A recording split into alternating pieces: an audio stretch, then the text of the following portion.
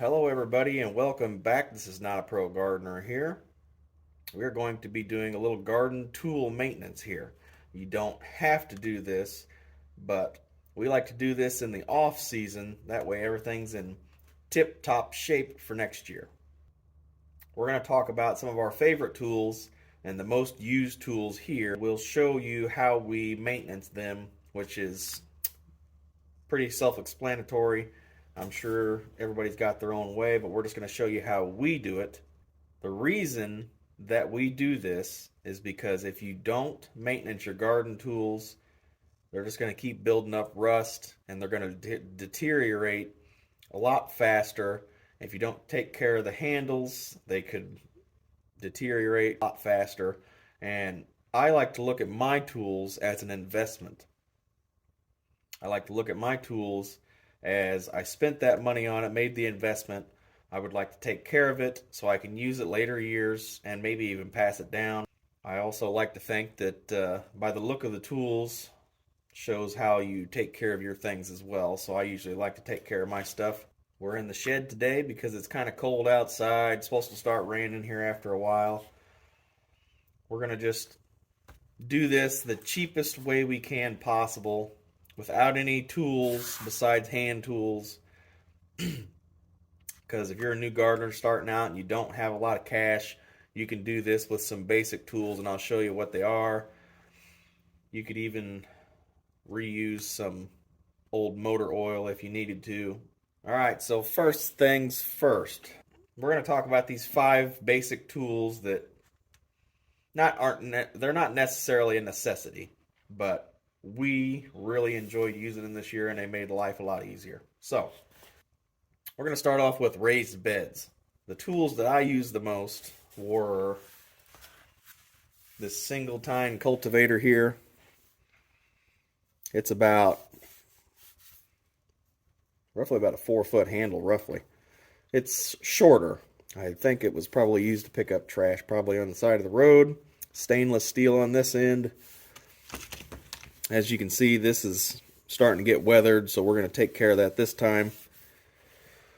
You do not have to go to the extent that we do, but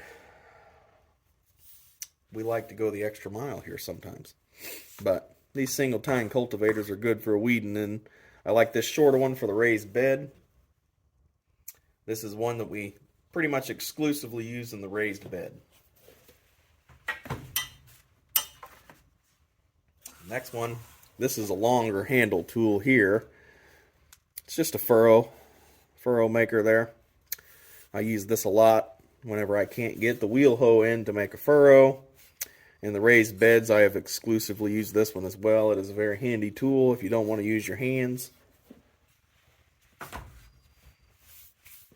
And the only other tools that I use in my raised beds are the plastic cheapy hand rakes and hand shovels and stuff like that. That way if the kids get into them, they leave them laying in the yard. If you mow them with the lawnmower, it's not the end of the world. You don't bust your blades up or anything. Now, in the in-ground garden, we like to have at least a rake around. It doesn't have to be the best looking rake. This is probably one of the cheapest ones I could find. Just a regular old rake. And I have a leaf rake that I got at a yard sale, repurposed, got it all looking good. So, a rake, and then I'd also like to say that these are a lifesaver. Put them in like that, push-pull hoe, and it really is easy to weed around your plants with this thing. I really enjoy this one. Now, I got 2 of these. One single tine cultivator here, long handle, aluminum handle. And I also have this one as well. As you can see, they have a different profile. I like to use them in different applications. If I need a bigger sweep here, if I need this to be bigger to weed in between some onions or something, that's nice. But if they're planted really close together, I can use this one to weed in between them, and it really gets the job done as well. Again, not needed, but at least one of those would be nice to have. One single tine cultivator. Another one would be a hilling hoe or a digging hoe. This one will really move some dirt if you need to be. Pretty much self-explanatory. We're going to knock this dirt off, wire brush it lightly, put some oil on it, and then boil linseed oil all these handles. And this one kind of falls in the same category for me. Just a regular batwing hoe. You can use the corners if you need to get in tight spaces. Works pretty good. I've used this one a lot this year as well. So we got the tools basically overviewed here. Now we're going to show you the basic tools without having to spend a lot of money to take care of your tools. Now, this is just a regular old farmer's file. Double side file. Nice sheath made out of cardboard here and duct tape. You pretty much just cut 2 pieces of duct tape. And it slides in between there. Kind of hard to see. Just about like that. Slides right in there. It's got 2 sides. Let me see if I can pick it up with the camera here. It's a little hard to tell. Got one side where the lines just go one way, like that. And we got this other side. Yeah, I can kind of see it a little bit. One line goes this way, and you got an opposing line that goes that way for a double cut side. This side is used to remove more material, and this side is used to finish it off and just make one pass to smooth it out. So, that's one of the main tools that I use to upkeep these guys. Just put it back in its sheath for now. Just a regular old putty knife. This is how I get my dirt off my tools real quick and easy. And old tried and true stainless wire brush. That guy's seen better days, but still works all the same. You don't have to have this, but it's just an oil can.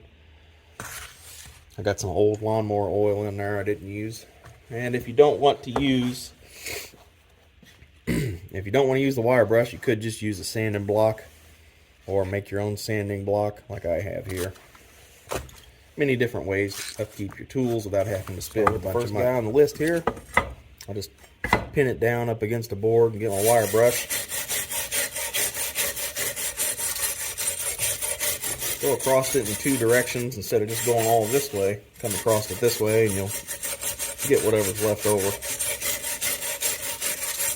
But we're just doing this enough to get a little bit of rust off and get the dirt off. That way it accepts the oil.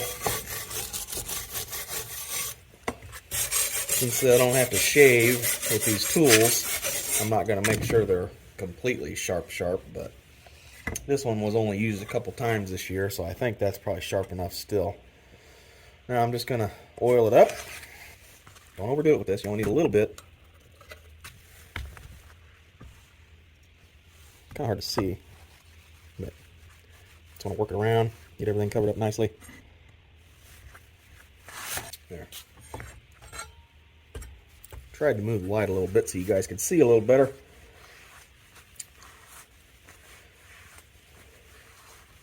A little bit of oil will go a long way.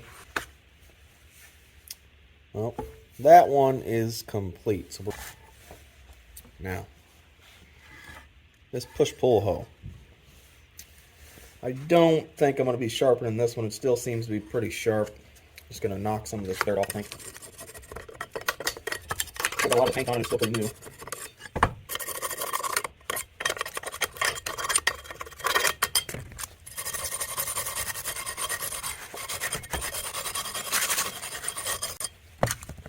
Put a little bit of oil in there. They're all oiled up pretty good. Since there's so much paint left on it, I don't have to oil that one quite as hard as the other ones, but I'd say that's good enough.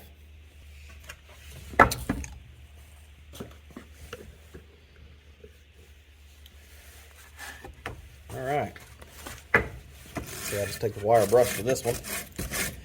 Get as much of this as off as I can here.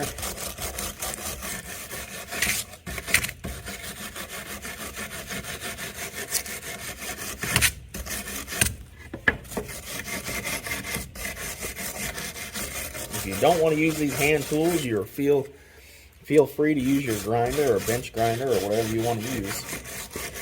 Everybody can do everything their own way. But if you only have a couple tools, I don't know if I could justify buying a grinder just for one or two tools if you don't have the money. Just depends on your budget, your time, and what you want to do with it. If you don't have rags, you could just use old t-shirts or something. There we go. That one's all taken care of. Take care of your tools if you upkeep them. Now, let me see if I can get you in here to see this. All this dirt I have on this one. That's not a good angle, but let me try again. Get as much dirt off as you can. Now, if you have the money, if you have a good budget, you can get you a vise, and that'll hold these tools for you. But, as I said, I'm just trying to do this as cheaply as I can for any new gardeners that don't have the budget to pay for all that stuff because they only have a couple tools. This is probably the easiest way to get it done with the least amount of money. Hit this with my wire brush.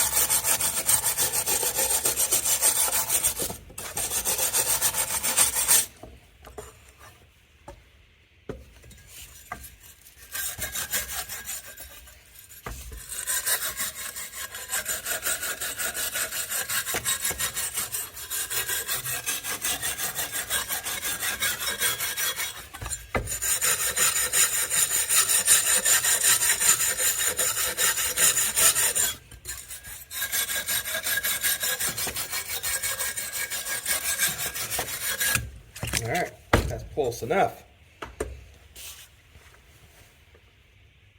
I'll put a little oil on there. I used to have to do this for my grandpa back whenever he got me into gardening. He used to have me clean off his tools for him and showed me the right way to do all this. A little bit more. Some of these older tools like to soak it up. Sometimes you just got to give it a little drink.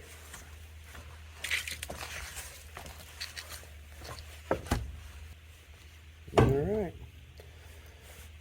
It's kind of hard to make out, but I'd say that one's pretty good to go there.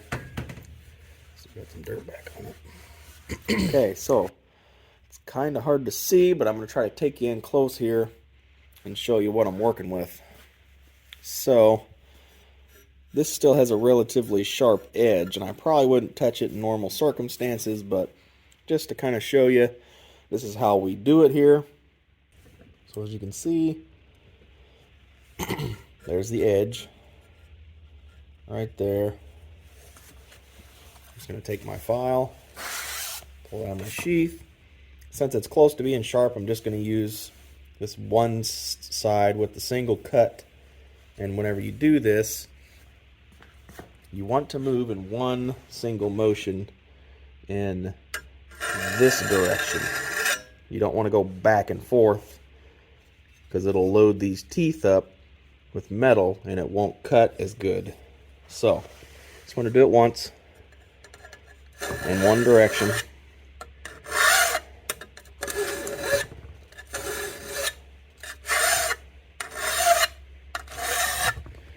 You like my vise?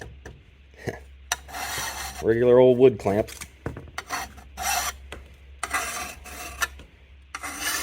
Like I said, trying to do things as cheap as possible for new gardeners that don't want to put out the cash for stuff. There's other ways to do it rather than buying all these nice tools. Inexpensive hand tools are the way to go. Sometimes you can go at this angle and it'll help you cut too if you're having trouble. With the length of the blade, one direction. You can feel a burr on that back side now. That's what you want. That means it's ready. And usually I'll just come back here, take it out of the vise, and just do it once on the back side in the same direction. You don't want to go back and forth like a sawing motion. You don't want to do that. So that's how we sharpen these with the farmer's file we have. And that's it. That's all there is to it. She's sharp, ready to go. I'll just touch this edge with a little oil, and that's all there is to it. Now I'm just going to show you how I do these handles. This one still has, it's not exactly boiled linseed oil. It's that, like a lacquer finisher. Some kind of, it's starting to flake off a little bit, and I despise that. So, usually you can take a sander and get that off. I don't really think I need to go that far. I think I'll just wait for it to start coming off a little more, and then I'll start to go after it. But this one doesn't need anything just yet. I'm going to wait to put the boiled linseed oil on that till I get that sanded off. I'll set this one over here. Now this one. These old handles like this really should use your boiled linseed oil. It really soaks it up. So I'm going to hit this one again. I did it last year. I usually apply this pretty liberally.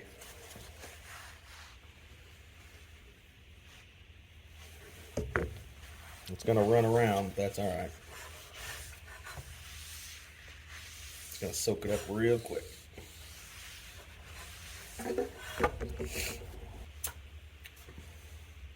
Alright, see how that one's shiny? That's how you know you applied it. I applied it pretty heavy, so I'm going to let it soak in. So I'm just going to set it off to the side. Alright everybody, this is Not a Pro Gardener here. Don't forget to like, share, subscribe, and I'll see you next time out there in the garden.